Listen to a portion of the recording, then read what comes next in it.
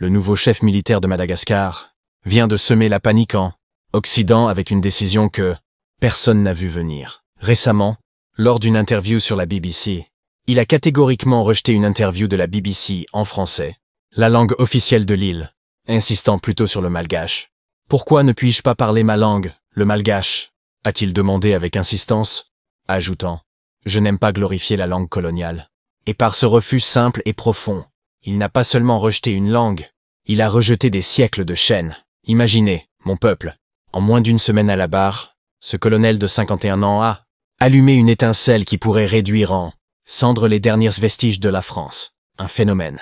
Et laissez-moi vous dire que cela provoque une onde de choc du palais Élisabeth jusqu'au couloir de l'ONU, où les fantômes des empires d'hier se serrent la main.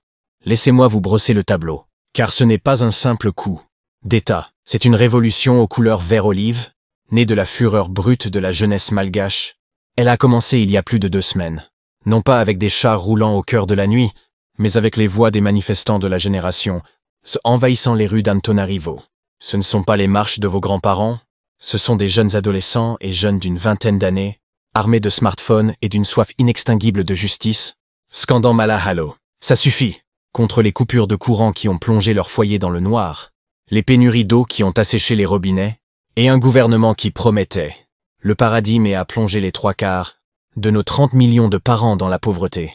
Le président André Rajoelina, cet entrepreneur habile devenu dictateur, qui s'est hissé au pouvoir en 2009, grâce à son propre coup d'État et est revenu au pouvoir grâce à des élections truquées en 2018, n'a pas supporté la pression. Il a fui comme une ombre à l'aube, prétextant chercher refuge à l'étranger. La sécurité? Quelle sécurité, monsieur Rajoelina? Vous avez laissé votre peuple en danger pendant des années. Vos palais illuminés tandis que leurs maisons scintillaient dans l'obscurité. Vos caisses pleines tandis que leur ventre gargouillait à sec. Et devinez qui l'a emmené dans 7 avions militaires français alors que la crise explosait.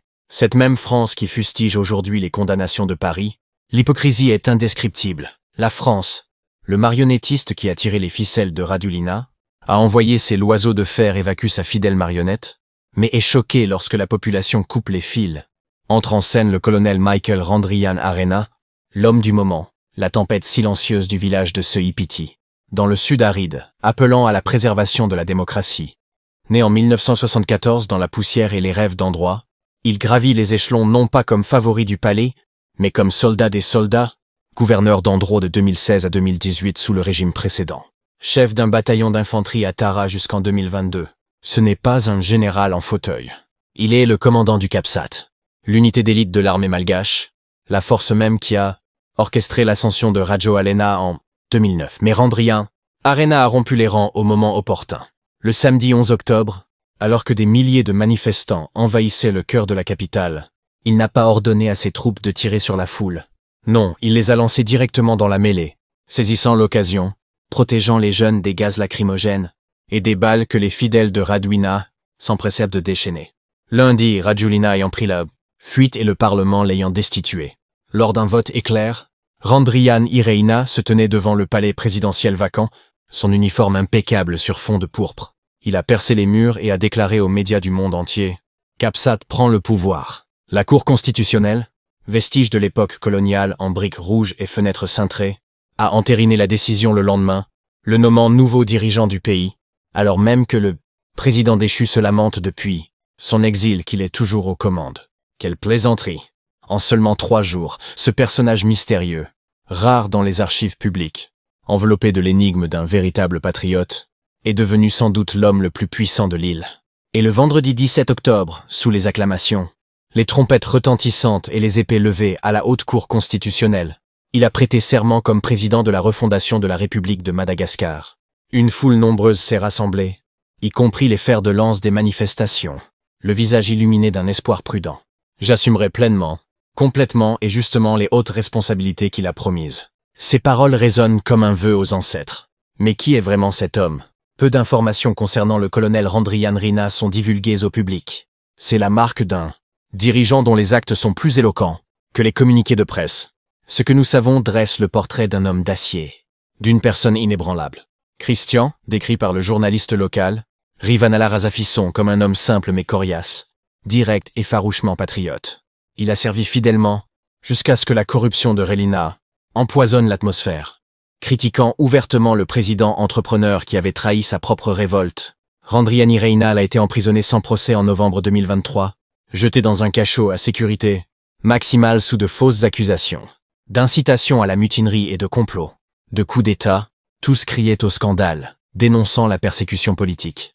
Libéré en février 2024 avec sursis, il est revenu au CAPSAT, non pas brisé, mais affûté. Quelques heures avant sa prise de pouvoir mardi, il a déclaré à la BBC qu'il n'était qu'un serviteur du peuple, dégageant charme et assurance sans la moindre arrogance.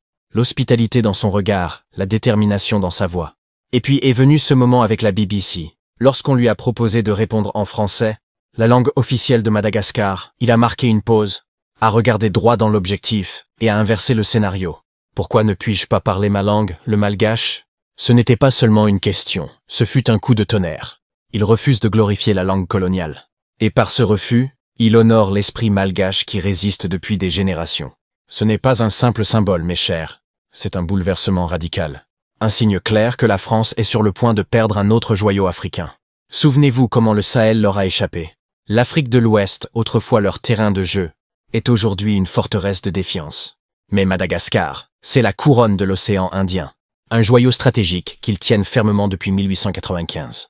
Rembobinons, car pour comprendre le feu de Randrianirina, nous devons parcourir le chemin sanglant de notre histoire commune. La France n'a pas seulement colonisé Madagascar, elle l'a ravagé corps et âme.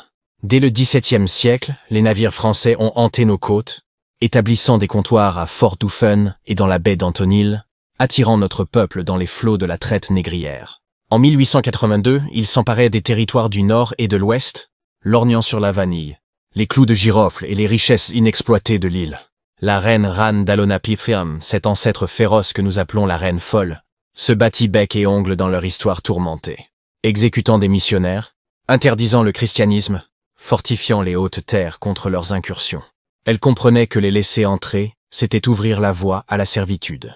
Mais en 1895, après les guerres de Franco-Marina, ils prirent d'assaut Antananarivo, exilant la reine Rana III et déclarant notre territoire protectorat, puis colonie à part entière en 1897. Pendant 63 ans, ils nous pillèrent sans ménagement. Le travail forcé sous le régime Corve construisit leur voie ferrée de Tamat à la capitale, tandis que notre peuple mourait de faim.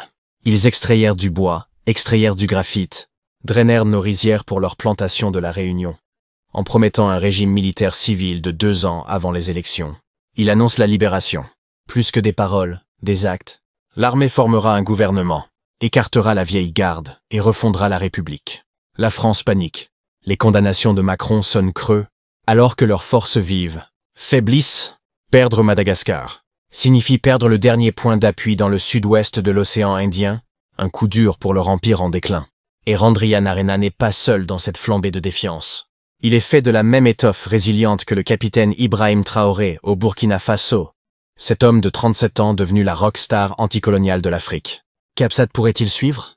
Regardez au sud vers le Niger, où le coup d'état du général Abdourahmane Tiani, après juillet 2023, a claqué la porte à la France plus fort qu'un vent de mousson. Ils ont révoqué 5 accords militaires entre 1977 et 2020, expulsé l'ambassadeur Sylvain Hit en 48 heures, démis de leurs fonctions 1500 soldats avant la fin de l'année. Les mines d'uranium ont nationalisé Sumer et Dorano en juin 2025. Puis Mali, le colonel Assimi Goïta depuis le double coup d'état de 2020, il a expulsé les forces françaises en 2022, échangeant Barkhane contre la force régulière. Il a déjoué un coup d'état soutenu par la France en août 2020, arrêtant des comploteurs liés aux services de renseignement. Rétrécissement de l'espace civique. Oui, mais la démocratie qu'il a renversée l'a fait aussi. La voie de Mali. Décoloniser. Armer les populations locales. Pivoter vers l'Est. Ce n'est pas une coïncidence, ma famille. C'est un nouveau visage du leadership africain. Un rêve dont nos ancêtres rêvaient, mais rarement vu. Des dirigeants militaires s'élevant non pas comme des tyrans de pacotille, mais comme des sentinelles de la souveraineté, coupant le cordon ombilical colonial et se tournant vers la Russie pour obtenir les outils que la démocratie nous refusait. Randrianirina s'est-elle élevée du soulèvement de la génération Z, cette belle fureur de la jeunesse fatiguée des trahisons des aînés. Les manifestations déclenchées, le 25 septembre, contre les pannes se sont enflées jusqu'à la révolte nationale. Le 12 octobre, CAPSAT a rejoint, pas conquis, Une révolution, pas juste une poussée. C'est la nouvelle normalité. Pourquoi? La sécurité échoue. La corruption festoie. Les élections comme théâtre. 1 minute, un dirigeant devient un larbin occidental rejetant le peuple. Boum, les soldats interviennent. La corrélation du piège du coup d'État. L'un réussit, d'autres suivent. Mais maintenant, avec les acclamations populaires, les dirigeants africains corrompus tremblent dans leurs costumes mal acquis. Ils paniquent, car la jeunesse voit clair. Les marionnettes tombent quand le pouvoir corrompt absolument le message de Madagascar. Travaillez pour le peuple, ou le peuple et ses protecteurs vous renverseront. Une leçon gravée dans le sang. Une démocratie sans dividende est un désespoir déguisé. En boudant le français, Randrianarena annonce la fin. Les langues coloniales ascendantes malgaches s'estompent. Ce n'est qu'une question de temps avant que le français ne soit banni des écoles, des tribunaux et des ondes, tout comme un procès l'a rétrogradé au Burkina. Cette transition semée d'embûches, une suspension, un brouillard juridique au nu, s'il vous plaît. Mais l'optimisme vacille. L'engagement de 2 ans d'Irina Randrian. Des élections hybrides militaro-civiles d'ici 2027, pas parfait, mais mieux que la pourriture de Rajo. Ce n'était pas un simple coup d'État, c'était une révolution reconquérant une terre pillée, des forts français au coffre de Ragelina. Et maintenant, levez-vous avec moi, parents panafricains.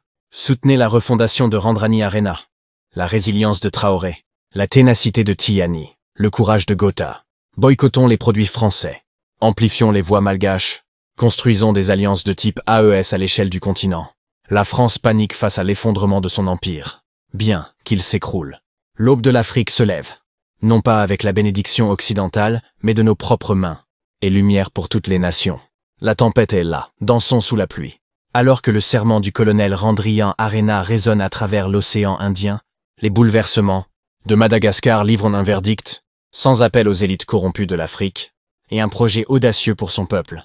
Les présidents corrompus qui se sont accrochés au pouvoir par le bourrage des urnes, l'argent étranger et une répression brutale, le message est on ne peut plus clair. Accomplir ou disparaître. On ne peut plus s'envoler pour Paris pour le luxe pendant que les citoyens font la queue pour de l'eau dans le noir. La fureur alimentée par les smartphones de la génération Z prouve une vérité. Une seule étincelle de négligence allume un brasier national, avec des soldats prêts à faire pencher la balance. Vos convois blindés et vos victoires électorales à 90% sont des reliques. Attendez-vous à des grondements de chars nocturnes si vous ignorez les jeunes chômeurs à 90% qui frappent aux portes de votre palais. Des racines de baobab aux rythmes urbains, la mère patrie retrouve sa gloire. Panazavo, lumière pour chaque nation. Demain appartient aux vigilants, pas aux vassaux. Abonne-toi pour ne rien rater des belles analyses de l'Afrique qui avance.